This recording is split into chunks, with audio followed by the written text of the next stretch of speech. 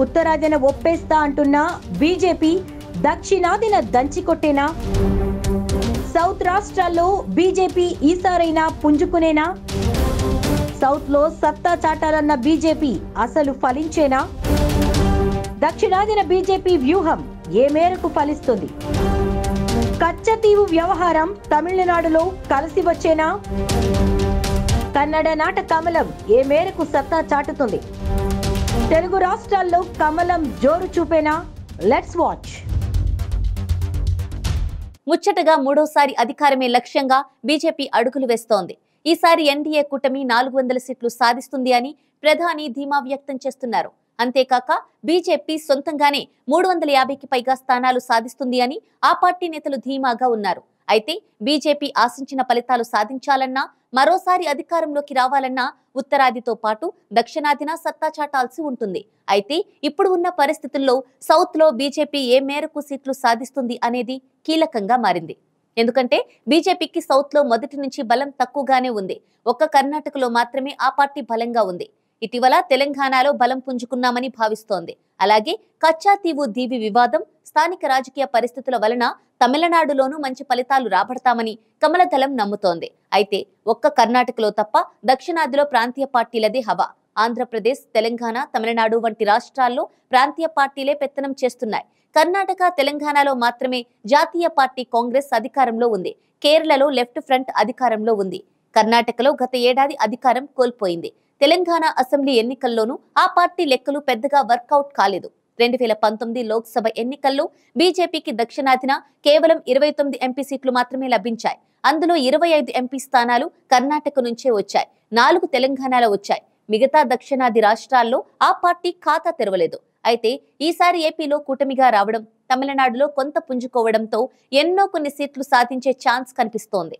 వాస్తవంగా బీజేపీని ఎదిరించేందుకు సుమారు 30 పార్టీలు ఏకమైనా బీజేపీ మాత్రం ఏమాత్రం ఢీలా పడకుండా గెలుపు ఖాయమని ధీమాగా ఉంది.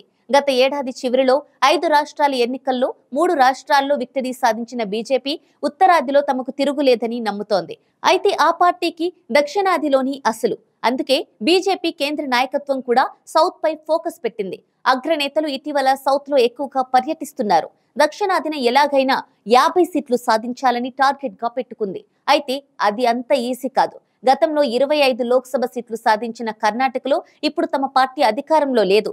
ఈసారి అక్కడ అన్ని సీట్లు వస్తాయన్న నమ్మకమూ లేదు. మిగిలిన రాష్ట్రాలైన ఆంధ్రప్రదేశ్, తెలంగాణ, తమిళనాడు, కేరళ, పుదుచ్చేరులను ఆ పార్టీ టార్గెట్ చేసింది.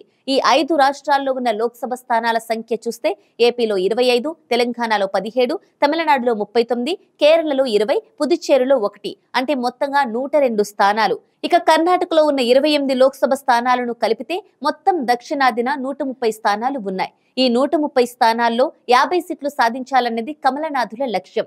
ఇటీవల ప్రధాని తమిళనాడు, కేరళ, లక్షద్వీప్ ప్రాంతాల్లో పర్యటించారు.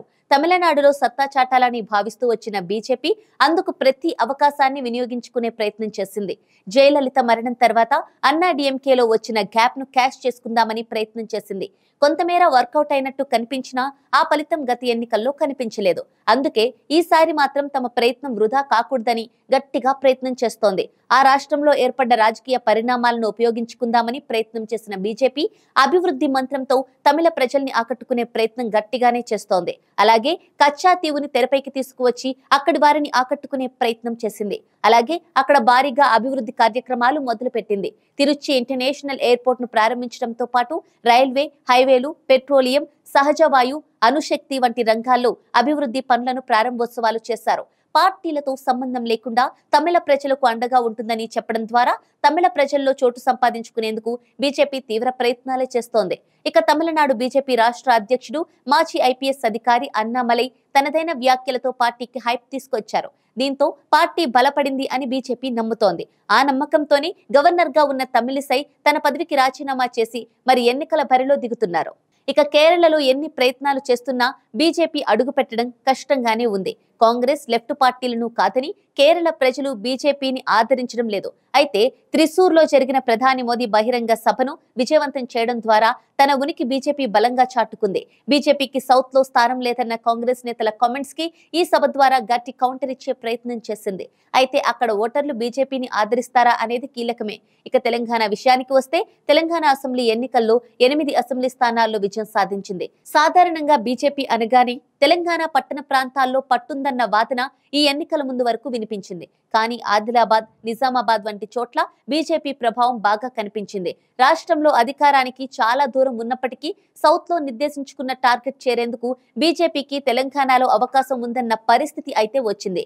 తెలంగాణలోని 17 పార్లమెంటు స్థానాల్లో కనీసం 8 స్థానాల్లో విజయం సాధించాలన్న లక్ష్యంతో బీజేపీ ప్లాన్ చేస్తోంది. అందుకే గల్లీలో ఎవరున్నా ఢిల్లీలో మోదీయే ఉండాలన్న నినాదాన్ని విస్తృతంగా తీసుకువెళ్లే ప్రయత్నం చేస్తోంది. అంతేకాదు కాంగ్రెస్, బీజేపీ మాత్రమే ఫైట్ ఉండబోతోందన్న వాతావరణం క్రియేట్ చేసేందుకు అన్ని ప్రయత్నాలు చేస్తోంది. బీఆర్ఎస్ ను సైట్ చేస్తూ ఆ ప్లేస్ ను తాను ఆక్రమించాలని గట్టిగా ప్రయత్నిస్తోంది. ఇక తెలంగాణలో ఆ పార్టీ గతం కంటే ఎక్కువ సీట్లు సాధించే పరిస్థితులు కనిపిస్తున్నాయి. ఇక ఏపీలో ఎవరు అధికారంలోకి వచ్చినా బీజేపీకి సపోర్ట్ చేస్తారన్న వాదన ఎప్పటి నుంచో ఉంది. అయితే జనసేన, టీడీపీతో కలిసి పొత్తుకు వెళ్లడంతో బీజేపీ ఇక్కడ బోని కొట్టొచ్చన్న అంచనాలు ఉన్నాయి. ఈ మాత్రం బలం లేకపోయినా ఏకంగా 6 స్థానాల్లో పోటీ చేస్తుంది. బాబు అవసరం, ఆ పార్టీ బలహీనతలు బీజేపీకి కలిసి వచ్చి కోరినన్ని సీట్లు దక్కించుకుంది. కొంత బలమైన అభ్యర్థులనే నిలబెట్టింది.